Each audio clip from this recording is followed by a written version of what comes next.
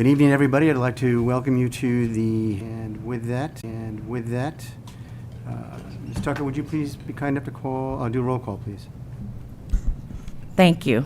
Governing Board members present, Governing Board President, Mr. Bill Adams, Governing Board Vice President, Ms. Nikki Whaley, Governing Board members, Ms. Jenny Abbott-Bayardi, Ms. T. Lambert, and Ms. Lindsay Peterson.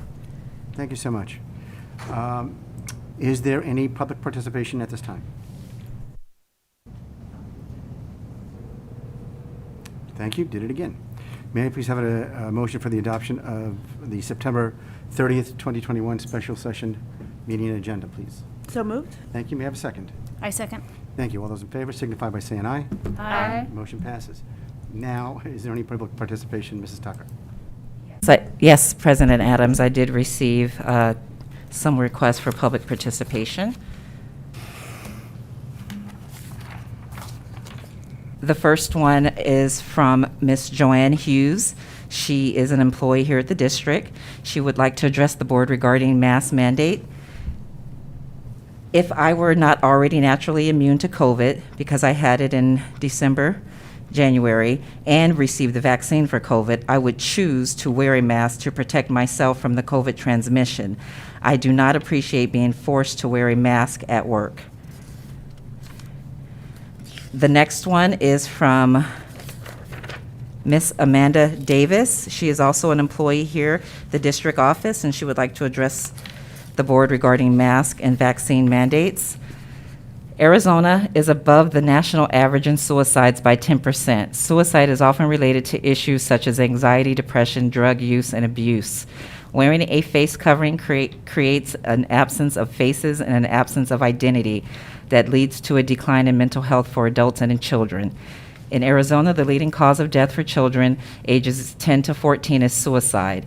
One can infer that a 30% increase in suicide of children aged 10 to 14 in 2020 is in part from the anxiety that they get from being isolated from their teachers and peers. Isolation in the sense that they are inhibited by covering their faces and therefore concealing their emotions. Another piece of data I would like to present is that RSV has increased 2% this year alone in children 5 to 14. This is a well-known deadly virus that can cause inflammation of the small airways in the lungs and pneumonia in children. This has been linked to mask wearing. As for a vaccine mandate, the mandate is a medical procedure such as this new mRNA vaccine is irresponsible. The medical history of each individual is private, and decisions to take any medication or put anything in their body is between them, their doctor, and in some cases, their higher power. Lastly, please consider whether wearing a mask and/or receiving a vaccine has caused the cases of deaths from COVID-19 so significantly decrease. The impacts of face covering is known. The impacts of this new vaccine are unknown because there is no long-term data. Please take this all into consideration. Thank you. That's it. Thank you. And so now we'll go into information discussion items, and this will be in regards to the court order that was issued in regard to the ASBA Association challenging the Senate, and it's regards to the HB 2898. And I would ask that Ms. Tucker, would you be kind enough to just read our legal counsel's email to the public for the record regarding her opinion on this subject? Yes. We inquired with District Legal, and the response was she provided us the full text. So it says, the full text of the opinion issued in the challenge brought by ASBA is attached. The court struck down the 3 sections of HB 2829, the prohibition against mass mandates and vaccine mandates, and against teaching in a manner that assigns blame, race, sex, ethnicity. Section 21, and the ability of the AG's office to prosecute those who take action to cause a school closure, Section 50. Under this ruling, in my opinion, schools have local control regarding whether to adopt or maintain a face covering requirement. If your board has already acted to adopt one, I do not think that the board needs to do anything further to maintain the status quo. All face covering requirements should allow for students and staff to seek accommodations to the to the generally applied rule if they have a disability. Thank you, ma'am. With that being said, Mrs. Whaley, you have called this meeting, so I'm going to go ahead and let you have it. It's all yours. Thank you, President Adams. As President Adams stated, I requested this meeting and eventually was granted to have this meeting. I suppose other board members also wanted to have an early meeting, simply because I thought our community deserved to hear the conversation and our thoughts on this sooner rather than later. And so I also know that next board meeting is during fall break, and there are several of us that have kids that sometimes try to take breaks during that time. So what I would like to do is just read something that I prepared, I've shared with the board, that I think just helps summarize. This is taken through posts from the Arizona School Boards Association's fact sheet on this particular matter, as well as quotes directly from the case report from the judge. And so what I have here is that Maricopa Superior Court Judge Catherine Cooper ruled on Monday, this past Monday, the 27th, that the Arizona legislature violated Arizona's Constitution's single subject rule by including in its budget bills numerous public policy changes that weren't related to the budget item. The Arizona Constitution requires that bills be focused on a single subject and not include several unrelated items.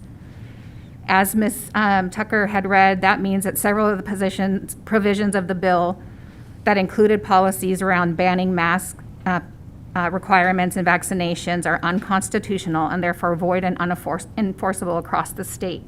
Specifically with regards to masks, that includes it is no longer legal to prohibit districts from requiring masks for students and staff during the school hours while on school property. It is also no longer legal to prohibit them requiring students or teachers from receiving a vaccine for COVID-19 or to wear face coverings to participate in in-person instruction. While this is still in appeals, the Attorney General's did appeal to the Arizona Supreme Court to try to put a stay on Judge Cooper's order and allow the prohibition policies to go into effect while they appeal the court's decision, but that was rejected by the Supreme Court. So that means schools can require masks without legal jeopardy. So thus the local control issue. Earlier this week, Ms. Jennifer McLennan, WESD's legal counsel, stated in an email, WESD does not need to make any changes to its current policy. The district may maintain its current policy or remove the opt-out for anyone but those with disabilities. According to Madison's mitigation plan, who uses Ms. McLennan, what they defined as disabilities was any person, any student who has difficulty breathing due to a documented medical condition that prevents any type of face covering or is incapable of physically removing the face mask of his or her own face will not be required to wear it, and alternative methods of protection will be discussed with parents, including the use of a face shield.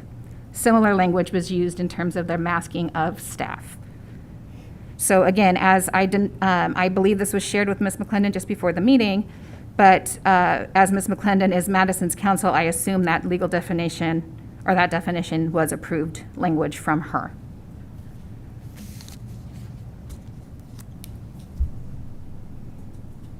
Board members?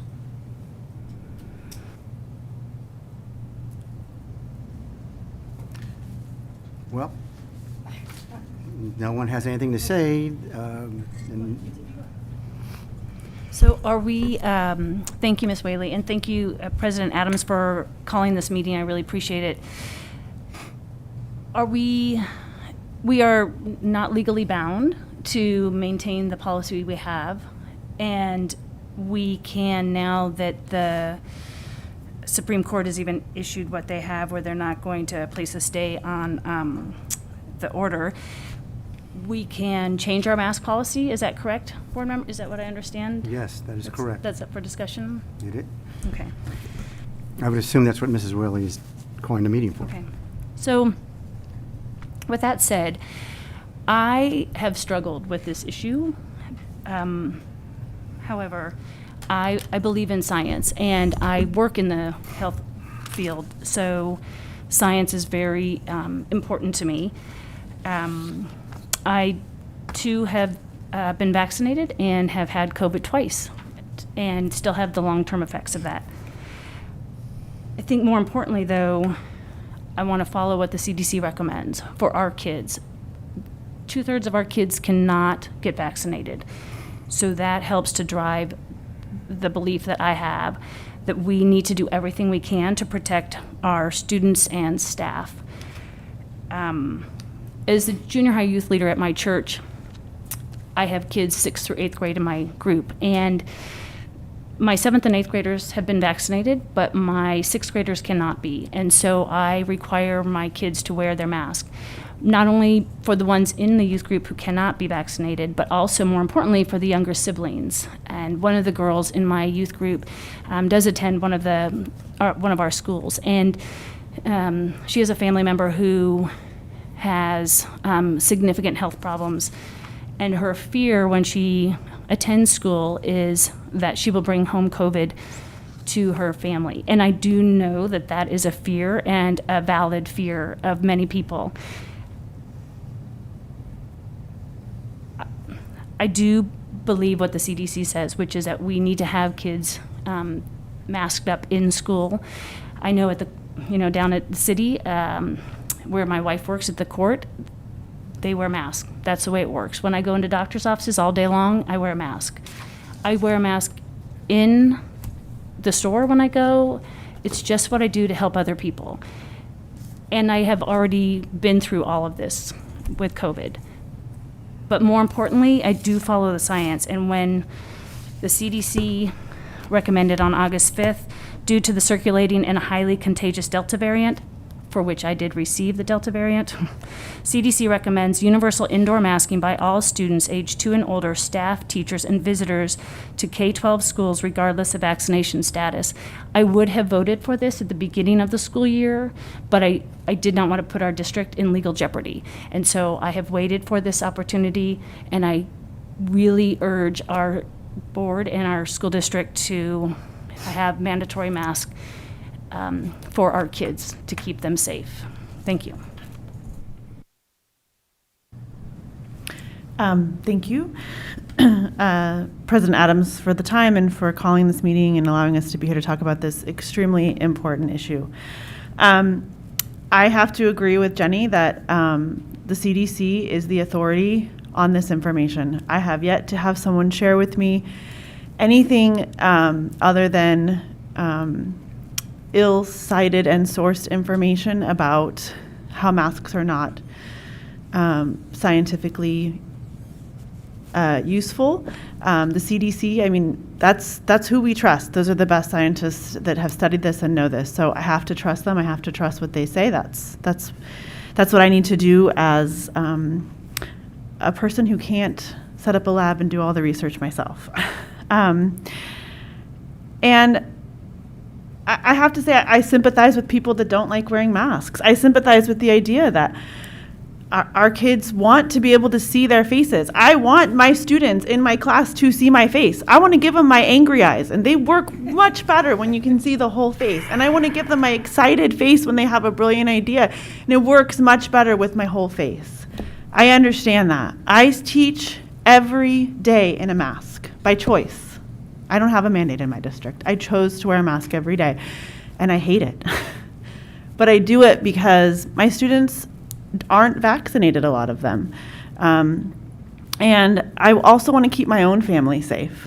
I want to feel comfortable knowing that when I go visit my elderly parents who I see every single day, that I'm keeping them safe. And to be honest, I'm disappointed in the number of our staff who have opted out of the mask mandate.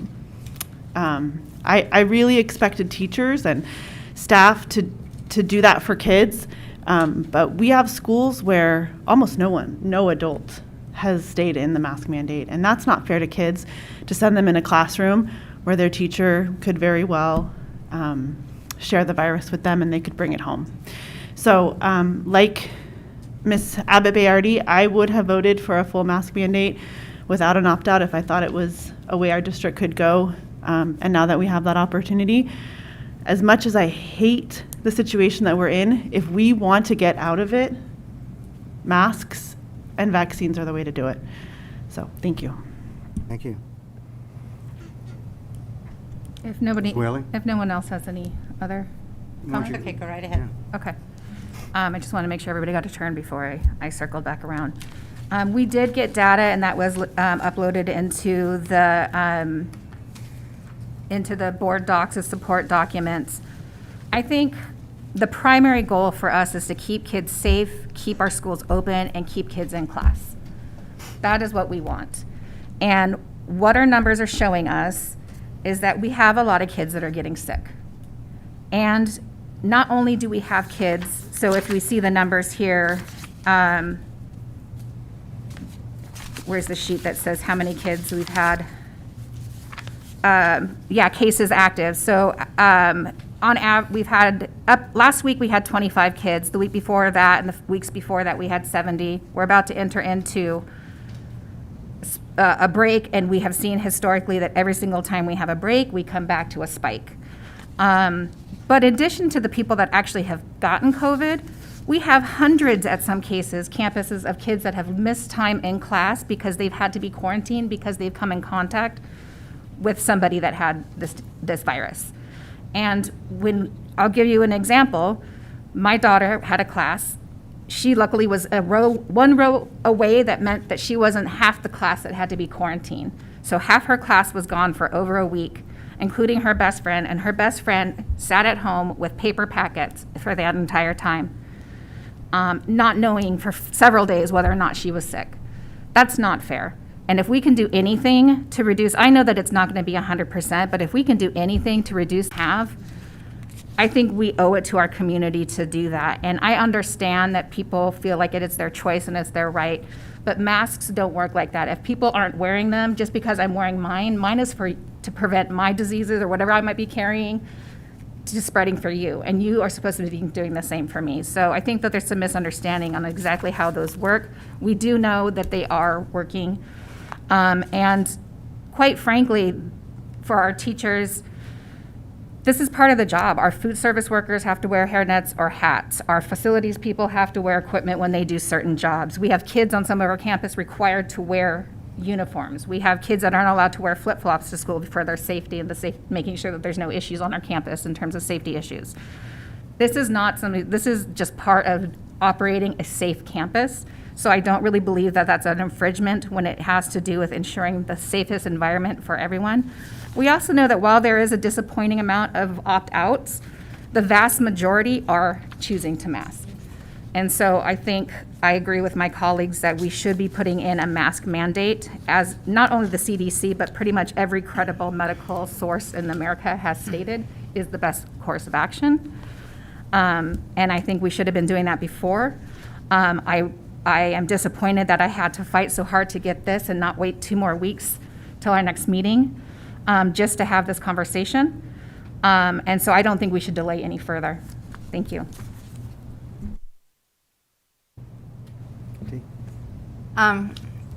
This is a tough one. It's a very emotional discussion.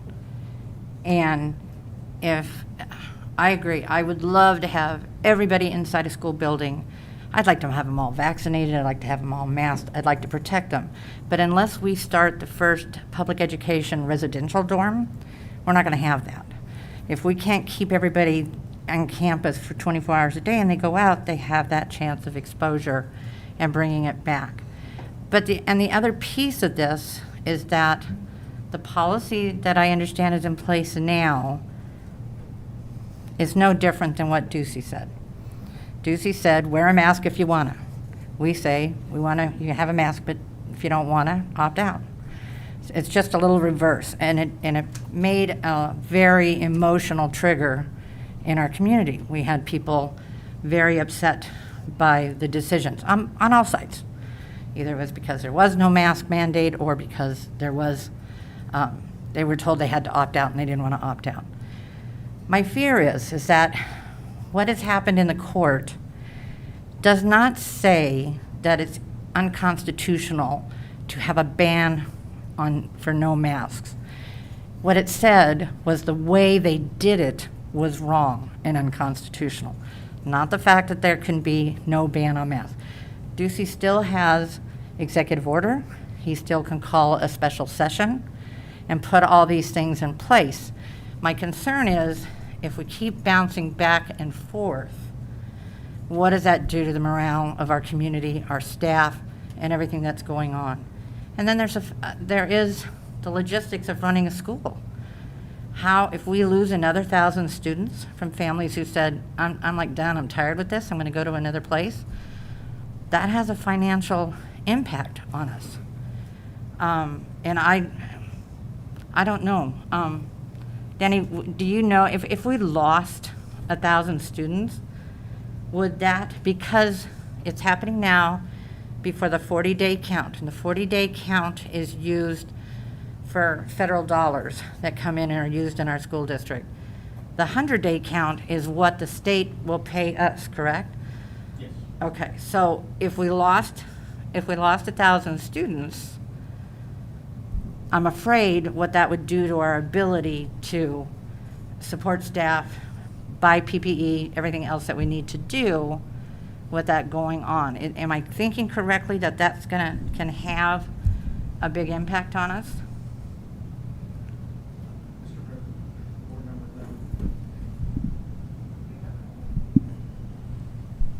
You can just yell at me, everybody else does.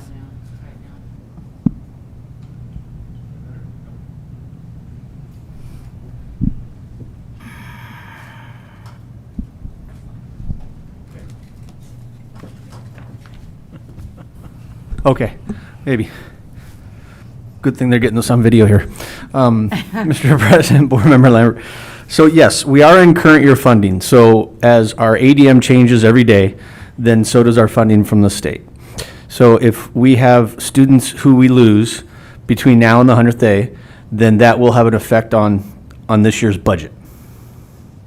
Okay, and then I know with the staff, what I hear from the staff is not one more thing, just not one more thing. So I'm concerned about staff morale. And Steve, I'm not sure if, I don't know how, if you know the atmosphere, the culture of how staff would feel. My fear is they just may say, like, I'm done, and leave, and that's a big fear of mine, because if we lost staff, we would have to increase class sizes, which eliminates the 3-foot mitigation. There's just a lot that goes on in there, and can you give me a feeling of what you're hearing? Governing Board Adams, Governing Board Member, Governing Board Lambert. First of all, every day is a new day with everything we're dealing with our staff. I believe the Washington Elementary School District and the staff, we're in a good place, but it's not a great place with what we're dealing with. I think we can all agree with that. It's unprecedented times.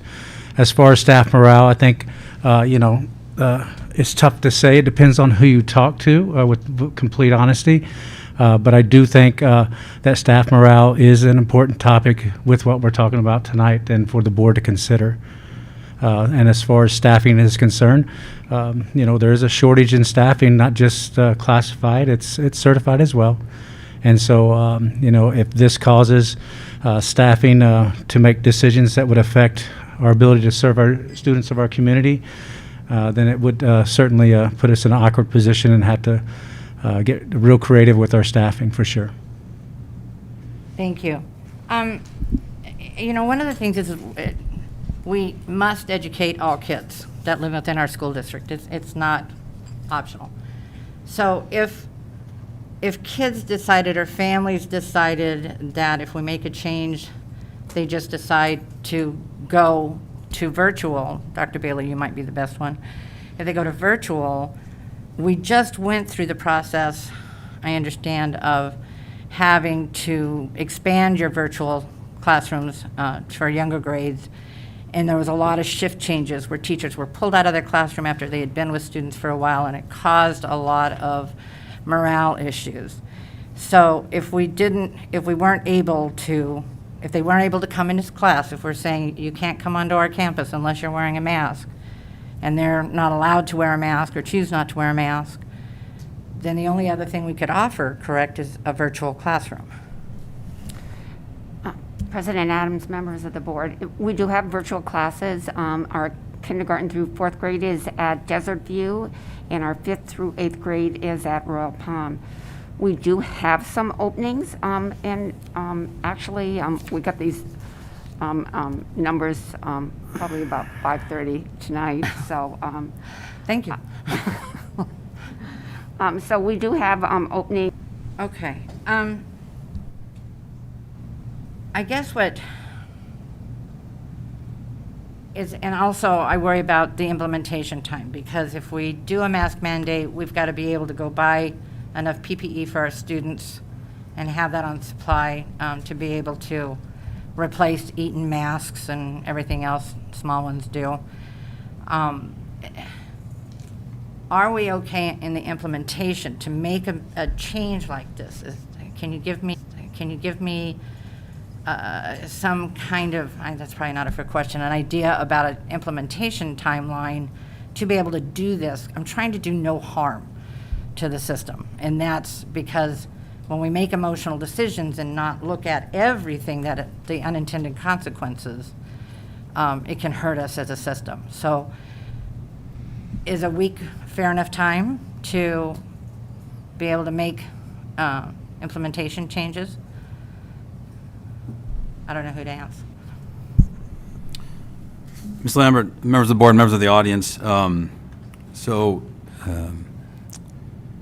to do anything well, regardless of the decision, we would need to communicate with our families and our staff multiple times.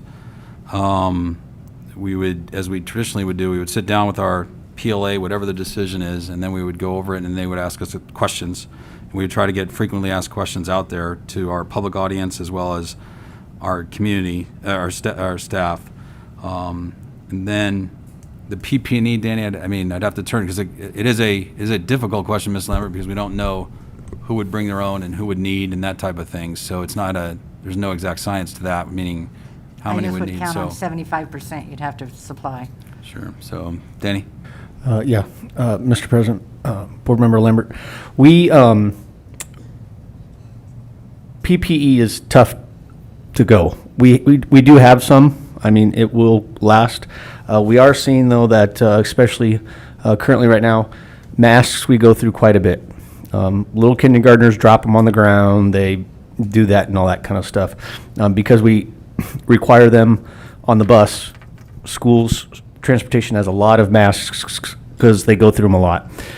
We do have, again, some hand sanitizer and some cleaner, but it is hard to get, and as many of you know, supply chain is bogged down still.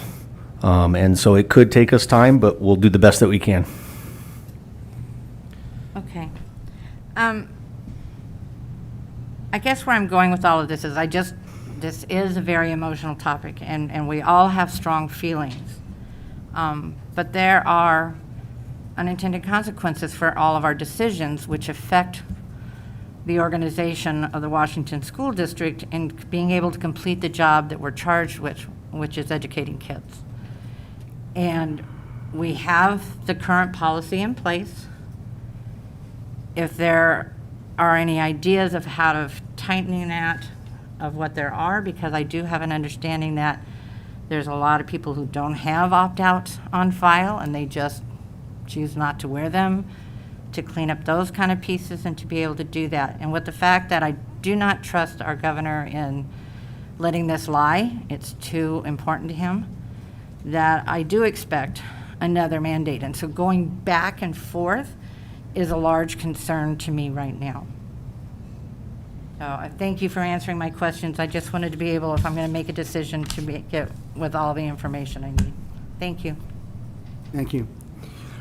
I'll chime in. This is a very passionate, it's politicized. There's a lot of different views on it.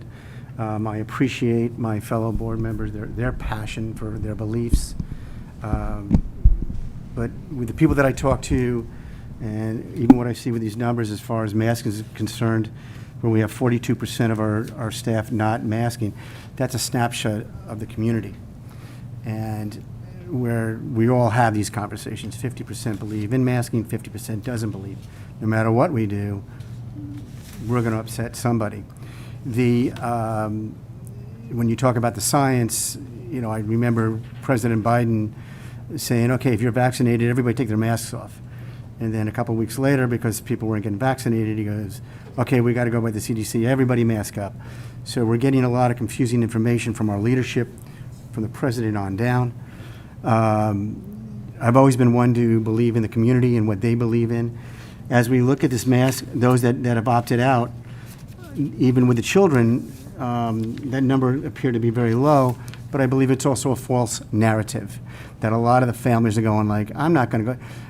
Mrs. Whaley had an emotion where, and I will step back and say, let me remind everybody that we do have a mandate that masks are required with an opt-out option. So a masking mandate is already in play.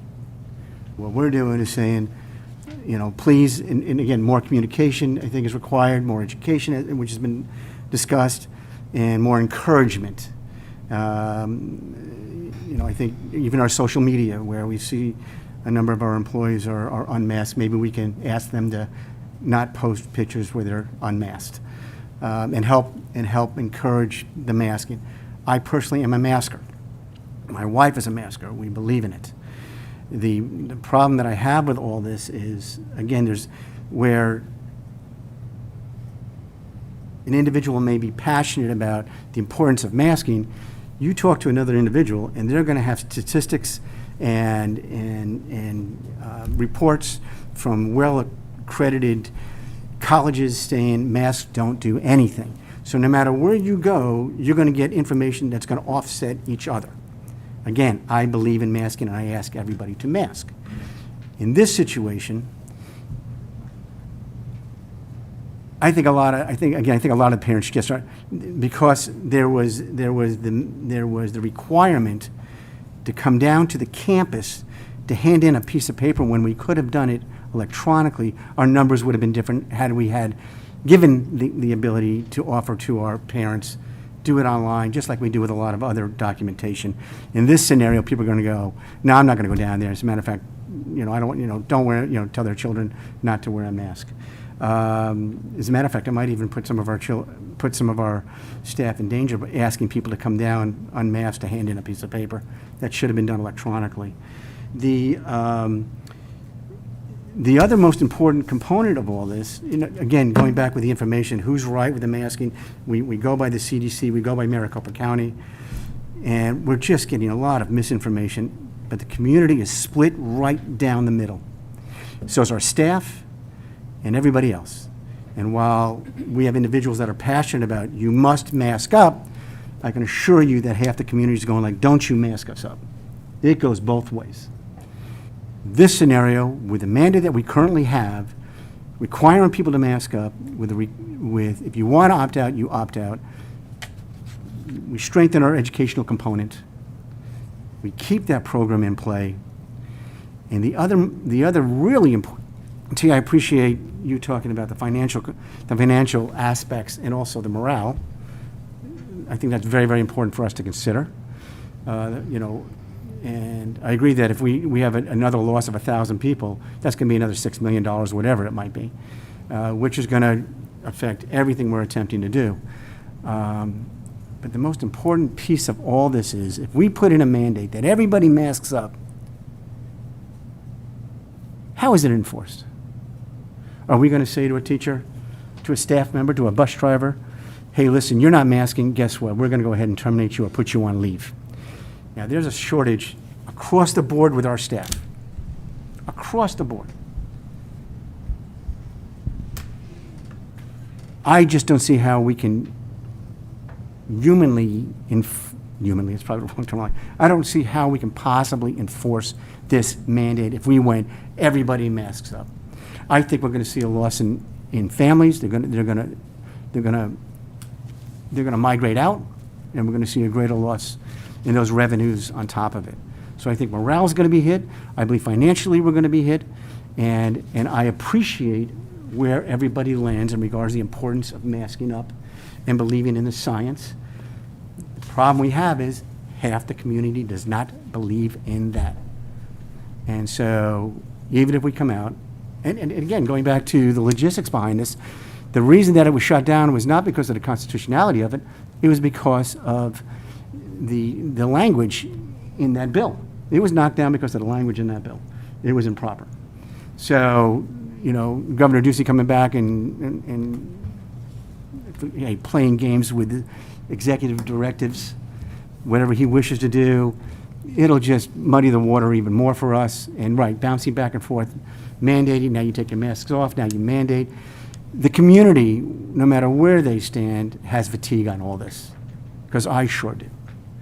I can only pray for all of us that we get through this, and everybody gets vaccinated, and everybody wears that mask, and we get our children vaccinated. We are all on the same page here. But right now, for us to force the community to do one thing or the other when we already have in place a plan that legal counsel has already said this is acceptable, and a lot of our sister districts are doing the exact same thing. If not, some districts are still not mandating anything. Some are going, today on the news, Phoenix Union, they're saying mandating vaccines now, and if you don't, then you're going to have to be tested weekly. So every community is different, and I stand strongly with, and I appreciate everybody's position, and I pray I'm not being disrespectful. I just land that the plan we have in place is sound, it's legally advised,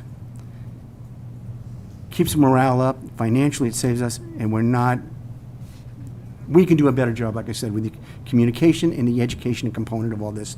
And I believe that we can get those masks up. And I thank you so much for allowing me to say my piece. Anyone else have anything else? Yes, ma'am. I would like to address some of the questions and ideas that were shared by my fellow board members. So I understand that we can't lose 1,000 students, but I think it's important that we recognize that there are families who are just as likely to leave the district for us not doing anything as there are that are likely to leave because we do something that they don't agree with. I think that we have to recognize both sides. I also think as a teacher in a school that's facing a morale issue, just like every teacher in every school is facing, but being a person who feels like masking up is a way to keep our kids safe, there's a morale issue when there's not a mandate in place. I work in a district without a mandate, and I don't feel protected, and I don't feel supported by the administration and the board because of that. Also, so I think it's important to recognize that. And the PPE, I think T, you said we need to provide 75% of the PPE. I'm not sure where that number came from or if that was just a guess. Are we providing 75% of the PPE? I mean, our kids are mostly masked up right now, so are we providing 75% of the PPE that's going out to students now? I would have to, I'd have to review that. We don't track it. When they get on the bus, we give them a mask if they don't have it, unless there is a medical reason that they don't. And when we go home, sometimes they still have them and sometimes they don't. Okay. Thank you, Danny. I appreciate that. Mr. O'Brien, sorry. I also would just like to say I am passionate about this, and there's nothing wrong with being passionate about something. And with respect, I'm passionate about it because my kids are in the classroom. You don't have a stake in this game, President Adams. You don't know what it's like to send my children to school every day and for them to come home and tell me their teachers aren't masked up. And that scares them. They don't like it. They had COVID. And so for my 6-year-old to say, Mom, I really don't want to get COVID again, that is something that I'm passionate about because I don't have a choice. I send my kids there every single day. I'm on those campuses. And so, it's interesting that we can say, oh, well, it's 50-50. I'm not seeing a 50-50 split. In the email that's coming to me as a board member, it is not a 50-50 split. In the statistics that I look at from national reporting, it's not a 50-50 split on masking. It's more like 75-25. So I'm really frustrated with this idea that it's a 50-50 split, which is disingenuous. And let's just go to Glendale Union, which doesn't have a masking mandate. more than 50% of the kids are wearing masks. More than 50% of the teachers are wearing masks. So it's not a 50-50 split, and it's not fair to say that it is. I am on multiple campuses on a daily basis, on a weekly basis, and so I don't believe it's a 50-50 split. And I honestly believe a lot of our staff that have opted out are opting out because they want to choose when and where they wear a mask. And I understand that. I really do. But it's still, they do have that choice. And my children are reporting to me their teachers are not wearing masks all the time. And that is hard. And I don't know how to help them feel safe. So again, I want us to just use information that is accurate and not anecdotal. And you know, we also heard you say that there's plenty of accredited sources that we could see that are anti-mask. I have yet to see a single study from a university, and people are sending me things. I've seen lots of links to single doctors claiming something or a small group, but I haven't yet to see a true reliable study that shows that masks do anything. And the information that's coming has changed because science changes, and that's how science works as we understand things and discover things. And as the Delta variant became, and as we spiked again, our numbers went up again this week. So as soon as we can get our numbers down to where we don't have widespread communities, then we can take the masks off. I'm not saying we're going to wear a mask forever. I'm saying the CDC, the Maricopa County Department of Health, they all recognize when you have wide spread throughout the community, wide community spread, you need to be wearing masks indoors. And I can't, I just have to just be very clear about what I'm seeing and about that I send my kids out there, and it's different when you send your kids out there. Thank you. Thank you. Thank you, Ms. Peterson. Okay, Ms. Welling?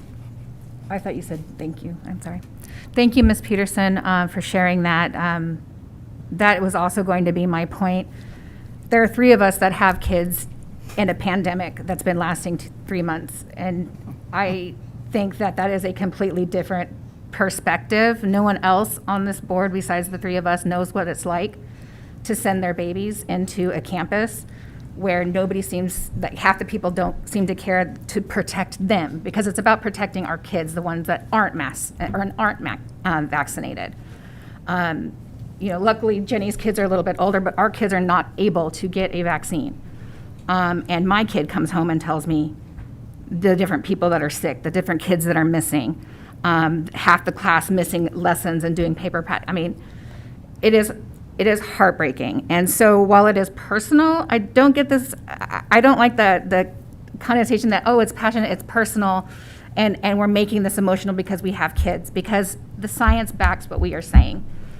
I also want to address, because I have been on this board a long time, and I have been looking at this the last year when we were making these financial decisions, some of the things that Ms. Lambert said, because I do understand the big picture as well, not just my children.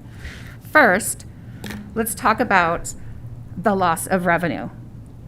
How many kids is it worth getting sick to decide if we're going to say this? First of all, and second of all, we don't know 1,000 kids are going to leave.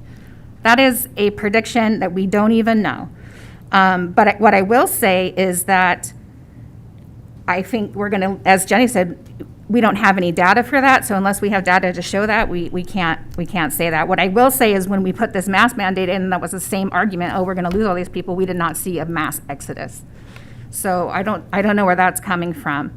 In terms of teachers leaving us, they have contracts.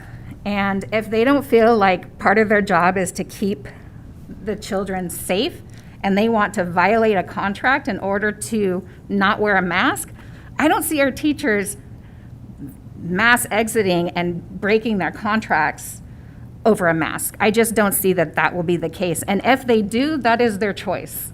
But what I do know, because that's just a hypothesis, we don't know that's going to happen. What I do know is we had 1,000 days where we had to find substitutes for teachers.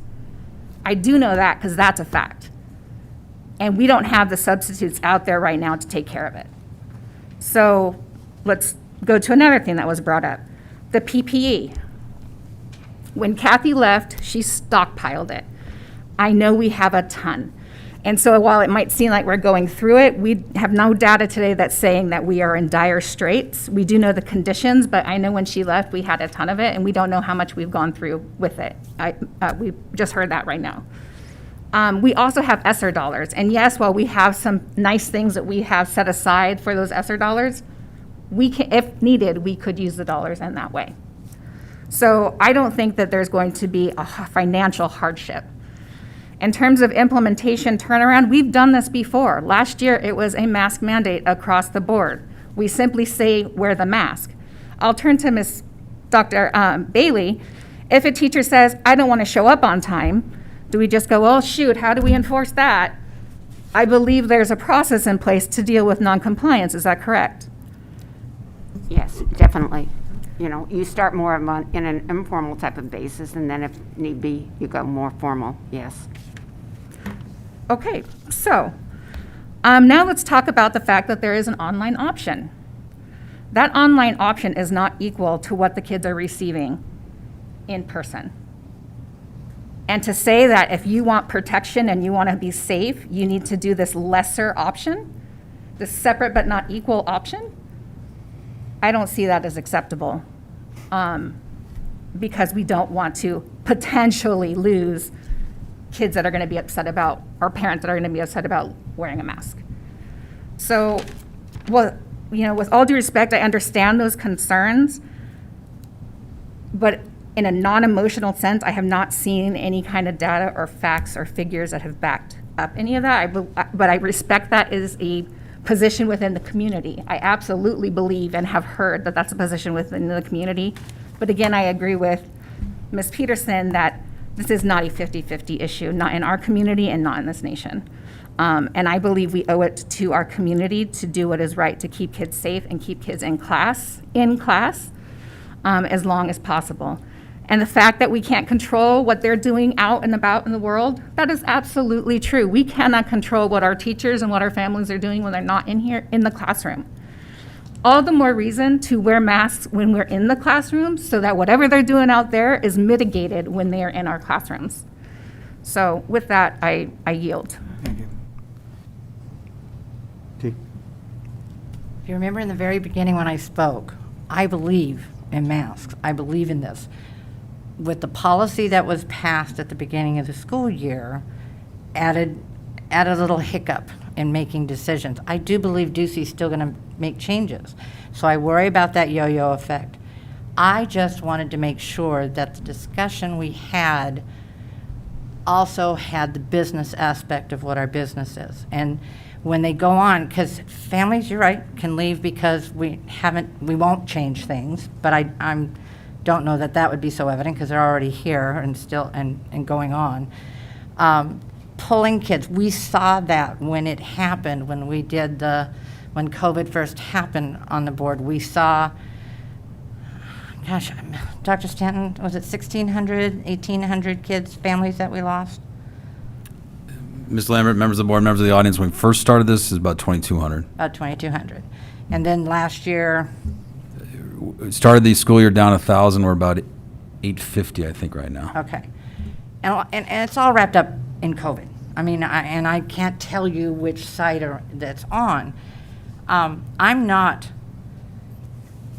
against a mask policy. I have concerns, and I just wanted to make sure that those concerns and those facts were brought out to the table in our decision-making. So we're not making a decision based on belief and passion. And I, too, have a child in the district. She teaches. So it covers across the board. We all have a stake in this, whether I have a child attending a class or a child teaching a class. We all have that in mind. As a board member sitting here, we have a policy in place, and I am concerned about making changes when we could end up going back and forth, back and forth, back and forth. That's so disruptive and demoralizing to families and teachers and everything else that's going on. That's my concern. But I just wanted to I'm not disputing your passion. I didn't bring up these things to argue points. I just wanted the information to be on the table so that when we make a decision based on all information. The fiscal implementation, the business, the doing the business of education, and how, and encompassing that along with the desire of making a change in the policy. So it's not to be argumentative, it's simply to make sure all facts are out to be out there. So I'm sorry if you felt I was arguing with you. I wasn't. I was trying to inform everybody and make sure that these questions get out on the table. It's kind of our job. So in saying that, I will sit back and let anybody else. I just wanted to make it clear that that wasn't my intent or my point. Thank you, President Adams. I just had one other thought when Ms. Lambert, I appreciate you bringing up the financial component. If I was looking at the information where 9% of the kids have opted out, granted, I'm not great with numbers, but of the 20,000 students, that's only about 200. Is that right? Am I doing the math right? 9% of 20,000 is less than 200? So that would be, if the 9% were angry and left, that would be less than 200? Am I doing the math right? I just want to clarify. I don't have a calculator. Thank you, Danny, Mr. O'Brien, for. Our math guy. It'd be around 2,000. Yeah. Oh, okay, about 2,000. And if all of the, so about 2,000, I think what would be, what I think would happen with the morale for the teachers is that having all the kids in a mask would make it easier for them. That would be less of a headache versus you opted out, you didn't opt out. Are you opt in? I can't remember. This is 7th grade, you're in. What class am I in? I mean, especially in junior high, they have multiple kids all day long. Oh, sure. And the headache of worrying, did you opt out today? Where you were out for a couple weeks, now have you opted back in? Just from the junior high perspective, I think it would actually improve morale because they would have less of a headache of having to figure out which kids are in and which kids are out. And it actually would make it a little more uniform for all kids. There wouldn't be a judgment by not wearing your mask for the kids who look at the kids without a mask, and from that perspective, and also for the kids who, with a mask on, looking at kids who don't have one on. It just would make it a little more uniform, a little more equal in the class. But I do think it would improve morale with teachers because they wouldn't have to worry about that. Thank you, Mr. President. Thank you. As far as those numbers are concerned, the low numbers, again, I believe it to be a false narrative that a lot of families did not come down to the campuses to hand in their waivers. Right. So those numbers can be much higher. As far as this is passionate, and you do have children in the class, but I want you to know we all have children in the class. I want you to know that I have neighbors that I've been to weddings with and funerals with, and they are not from my immediate family. But I look across the street and I see 1, 2, 3 children going to our schools, and I know them from birth. So yeah, they're my babies too. So I cannot argue. You're right. My children have already gone through the system. Cannot argue that. As far as the science is concerned, there are different beliefs no matter what we do. With talking about the 50-50, the numbers here show 42% of our population, our teacher population, is not masking up. So that's sort of, well, it's not the 50, it's 42, it's still pretty high up there. I think that my biggest concerns with all this is the morale and implementation and how we are. While yes, we have tools that if somebody doesn't put a hairnet on or do what they're supposed to do, we can go ahead and do whatever we have to make it happen. It'll be interesting because it sounds like this board's already made up its decisions, and it's going to be interesting to find out how this administration moves forward. Should the board give the directive that it is a mask mandate with the opt-out being taken out of the component? And I wish everybody all the best and all the greatest health.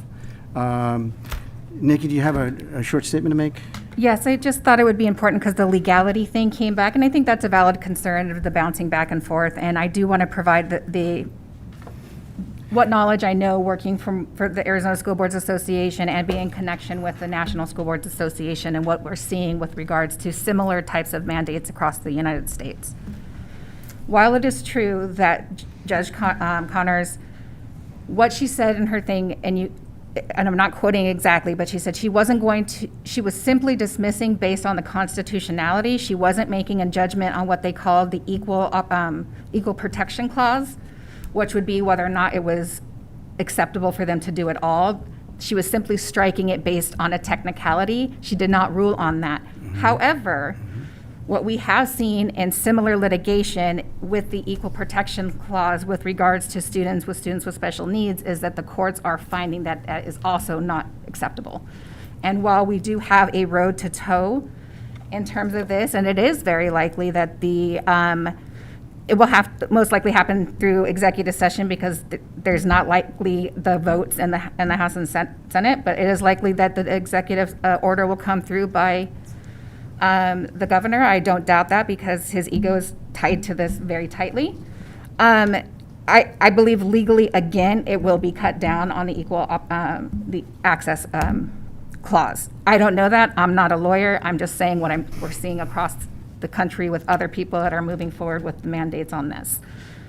So I don't think it's going to go back and forth. And if it does go back and forth, I think we're going to continue to see these rejections of stays that say, no, we're not going to implement it until we get a final ruling. So I don't, well, you know, there's a fear and I don't have a magic crystal ball. I can't say it's not going to happen. I don't think that it's going to be as much back and forth legally. That's just my opinion. And so I just wanted to make sure that I brought that mention up. I don't think anybody feels it was argumentative. I just think it was a counterpoint. You brought up some points and concerns. There are counterpoints.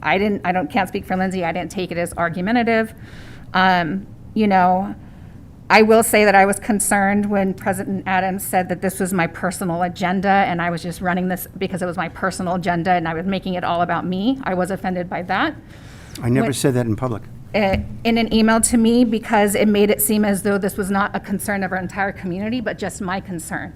I did say that. So I think it's very clear that it's not just my personal agenda, that this is a serious concern for a good majority, at least by your calculation, half of our community. And lastly, with the number of students that we've left, we have no information. We do exit surveys on them. We do not have any information that they're leaving because of masks. In fact, what we do know when they give us a reason is due to financial issues to COVID, not because they're upset about any particular policy of the district. Is that correct? Mrs. Whaley, members of the board, members of the audience, Danny, I'd have to get Joe's most recent numbers because he's working on it right now. But typically they leave because of the financial, not necessarily due to COVID, but leave the state or the area. And typically that's the reason given. And that seems to be the early data that we have from Joe. And we know there's a lot of transiency right now with losses of jobs and having to move around. But we have no data to support any kind of claim that any percentage or large percentage of the loss is due directly to our decisions on masking. Mrs. Whaley, members of the board, members of the audience, Joe Alessi, our sort of demographer is the term we would use. He's trying to get those parents, again, when people leave the district, to chase them down to find out the reason. They're not always the most giving. So I don't have it here right now, Mrs. Whaley, but like I say, the one thing I know for sure is the number one reason they leave is to leave the area or the state. And when we do get a reason, usually it's fiscal. So yeah, but I can't tell you right now due to COVID. I don't have that. I just didn't want to out there that like, oh, Sure. thousands of people are leaving in droves because of Sure. masks. So with that, that's all I have. Thank you. Thank you. With that being said, we're going to go ahead and move on to action discussion items. I'm sorry. I'm sorry, Go ahead. I'm sorry. Yeah, I'm down in the corner here. I guess if there is a change that happens, how do you see getting information to the parents so that when they come back after fall break, because my assumption is that this is to be done, and then they come back from fall break, if there is a new policy in place. How do we get that across to everybody? Because they don't look in all the backpacks. They don't always answer their emails. I mean, communication is just always a struggle. I don't care where you are, what's going on, it's always a struggle. So how do you see that being done to be able to give them a heads up so they don't show up on the first day after fall break, continuing the same practice they've had the luxury of for 9 weeks? Ms. Lambert, members of the board, members of the audience, as I mentioned earlier, but I will reiterate, we're going to have to do it in multiple ways. Not just our parent update on Friday, but we'd have to do what we do as a single subject communication to the parents with a phone call and then an email talking strictly about this particular topic. We'd have to do the same with the staff. As I mentioned earlier, we would sit down with our principal leadership group to talk about the implementation, go through that, again, create some FAQs. So it'd have to be multiple communications over time so that people don't see it once, because if you see something once, it can be lost in the backpack, lost in the mail, lost in the, the spam kind of thing. So we'd have to do it multiple times through multiple means, and then, handle it as it comes along at that point. I mean, what I mean is we'd have to do it to the point where we get started and then build it and go. You mentioned the fall break time frame, so that the notion, at least you're alluding to, is be Friday and then next week and then come back from fall break.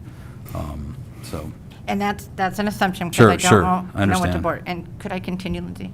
I'm sorry. So just to play out the different scenarios, so I have a better idea of what is going on. If the board decided to have a mask mandate with only medical opt-outs, how do we reach out to the families that have an opt-out already in place and bring that back in, and what would you require as proof of a medical opt-out? And I'm just doing different scenarios. I'm not. So we could reach out to the people who have the opt-out. Obviously, we know who they are, and so we could reach out to them directly. I would assume, again, I've talked to Dr. Bailey about this, but that would the schools possibly, because they're the direct connection, to follow up with them, as well as other communications.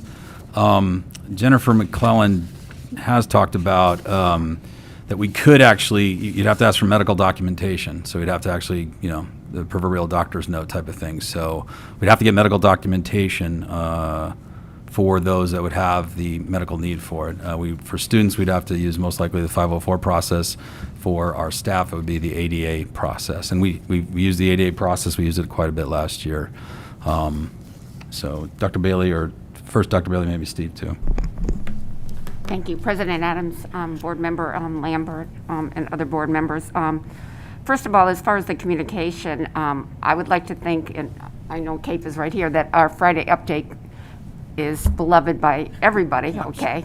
But Goes and without it saying. is. I mean, but a lot of times communication from the schools is, they like to hear from the school principal and so forth like that. So and that's almost done on a weekly basis to all of the schools. So we would really look at that.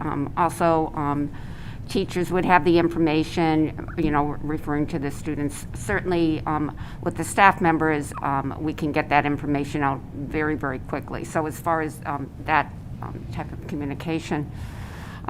As far as looking for students that have already opted out, just like Dr. Stanton said, we would really look at making direct contact with them, so that knowing that if there is some medical reason that they should not wear a mask, then we would work with that.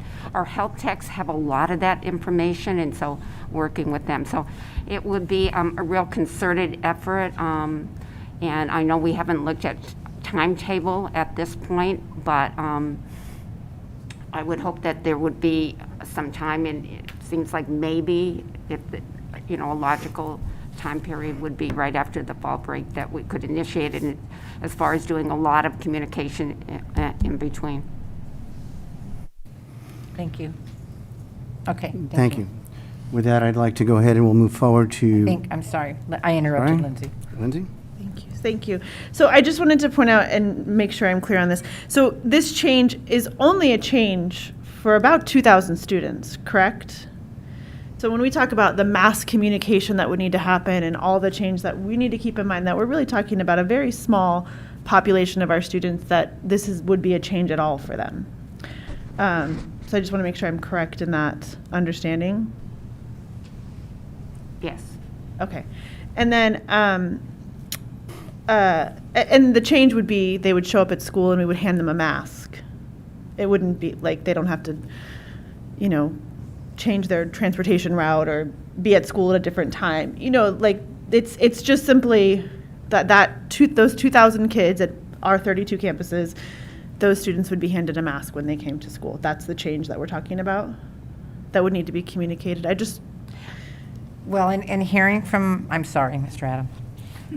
I mean, that's what, I'm not saying we can't, wait, and I'm not trying to push any sort of agenda that way. I want to make sure I understand when we're talking about all the communication that would need to happen, here's the new policy, but really, it's only affecting a small percentage of kids. And if they come to school like normal, there's no harm in that. They would just be handed a mask.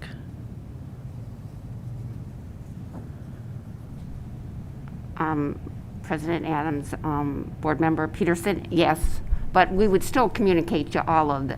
Of course. No, I understand there It is would be communication. Board policy, certainly we would communicate that to everyone. So when I said that, I meant that it would go out to everybody. But we would particularly make sure that the students or parents, Right. believe me, the families that opted out, that they would have that specific information. Okay.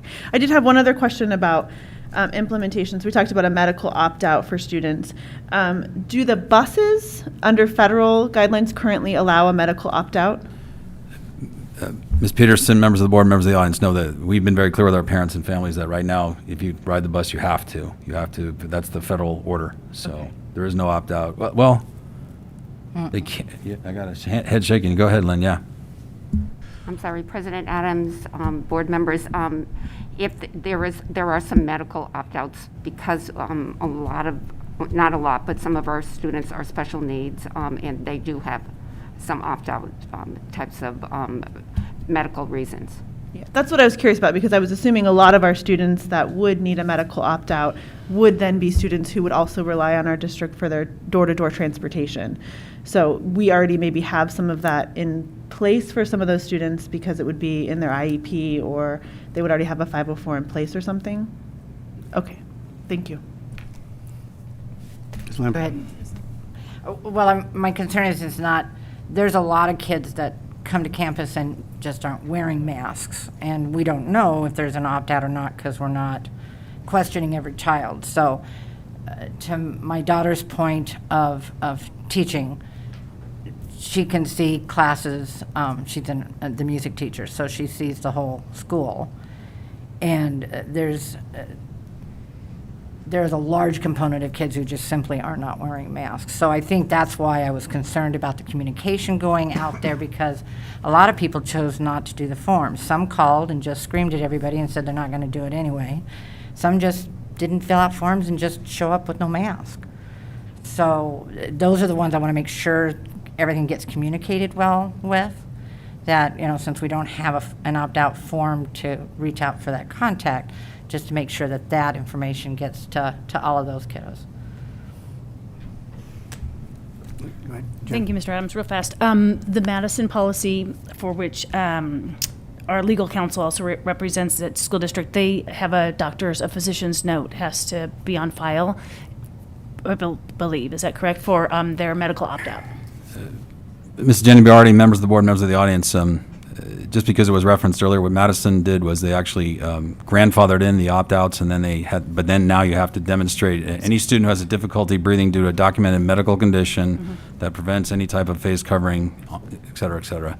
But again, what they kind of did was a grandfather in for those that had an opt-out, and then they went straight to anything left right now is the medical one. So just be aware.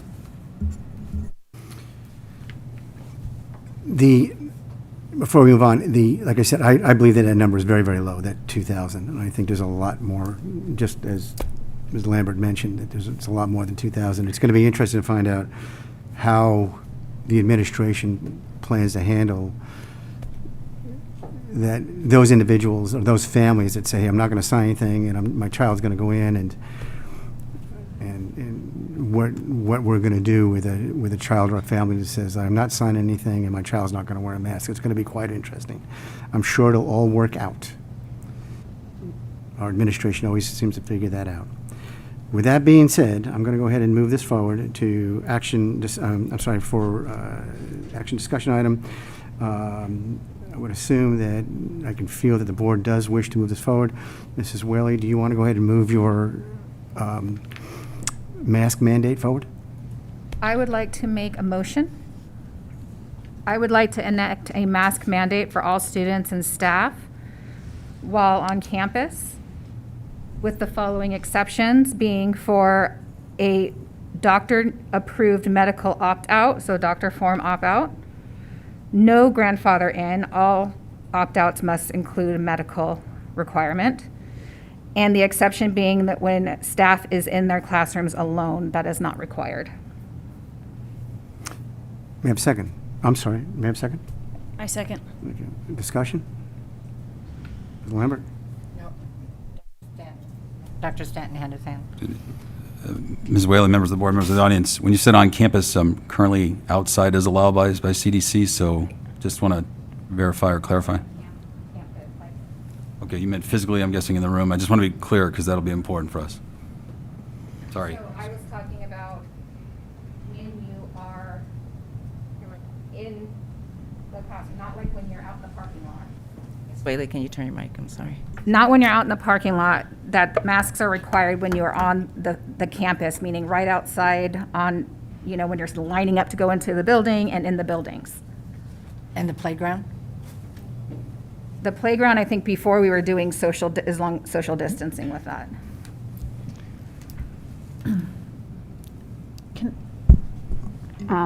President Adams, Board Member Ms. Whaley, yes, we have been doing the social distancing during that recess time period. And also, when students are eating, they do take off their masks. Dr. Stanton? Steve has President Adams, governing board members. Governing board member Whaley, on the policy, there's some really quality exceptions that the board has already approved that I don't want it to be misinterpreted that this is off the table or on the table with your recommendation, with all due respect. But is there any concern or unintended consequences with your recommendation based off the exceptions that are in there that I think would complement what you're trying to accomplish without compromising what's already in here? Can we take a look at that policy? Yes. Can you put it up, Ms. Tucker? And I can read some of them, just, Thank you. Mr. Magley. So the current exceptions with our current, and the policy is a GBGB-R. So GBGB-R, so we're talking regulation, which is when physical distancing or outside. Then, so the actual words are when physical distancing or are outside with distancing, like you said earlier. When allowable breaks for students and staff to take their face coverings off in a safe environment, these breaks should be done outside and away from walkways and common areas. When actively eating or drinking with physical distancing. When seeking to communicate with someone with a hearing loss in a way that requires the mouth to be visible. When driving also in a school vehicle, when it is anticipated that no other individuals will be driving that vehicle that day. At the end of each daily shift, the employee must disinfect the vehicle. When working outside in extreme heat to complete maintenance or mechanical-related functions such as roof work and landscaping while maintaining physical distancing. And finally, when working alone in an office or classroom setting that is not anticipated to be occupied by another individual during the day. I think you said something similar. Thank you for doing that. I did not know the regulation part of that, so I would amend that we enact a mask mandate for all students and staff while on campus with the exceptions listed, and with the caveat that there will be no grandfathering in of opt-outs and that all opt-outs will be medical opt-outs. I Does it- second. Oh, sorry. Who seconded it, Jenna? You know what, I'll second that one So you again. accept the second, okay. Thank you. Okay. Any further discussion? Hearing none. Ms. Tucker, would you please do a roll call vote? Thank you, President Adams. Ms. Whaley. Aye. Ms. Jenny Abbott Bayardi. Aye. Ms. Lindsay Peterson. Aye. Ms. T. Lambert. Turn your mic on. Your mic, please. whisper. I'd like to explain my vote. I think that's the first time I've ever said that. I am going to have to vote no because of my concerns of things not being solid and clear yet and the turmoil that it could cause and the fact of the 2,000 students that are known to be documented for opt-out, how that will impact them. So my answer is no. Mr. Adams? Thank you. I'd like to explain my vote. Thank you. I'm going to echo Ms. Lambert in regards to the concerns. I also believe that we have a mask mandate in place currently, and we've been told legally that that is sound, and I believe it's still a good program. With that, I vote no. Motion passes 3-2. Okay, with that being said, may I have a motion to adjourn, please? Mr. Adams? I'm sorry, Dr. Stant? Mr. President, members of the board, members of the audience, and just for clarity, and again, because we went very quickly there, I do remember that not too long ago in another meeting, the start time frame, was it stated or not? I may have It missed was not. It was not stated. Do we need to amend it, or is it something that we can, what do you wish us to do? Mr. President, members of the board, members of the audience, I'm just putting it out there, as you heard from Dr. Bailey, myself, and others. If we could get communication out there, I understand some of the concerns, et cetera, that we could have some time and maybe start after fall break, I think is what the administration might recommend. I'm not, but I at least want to put that out there, because I Great. didn't catch it, and it might have Thank been you. me. Thank you. Board, is there any recommendations for a start time? Fall break. Ms. Whaley? I would like a soft start, effective Monday, to get people into the habit. Those that have opt-outs right now, we give a grace period so that they can work to get those medical opt-outs, if applicable, with a hard start following fall break.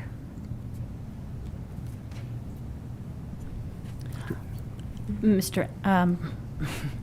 Mr. President, I would actually offer up to start after fall break.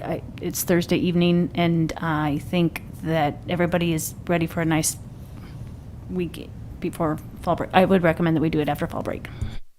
Pearson?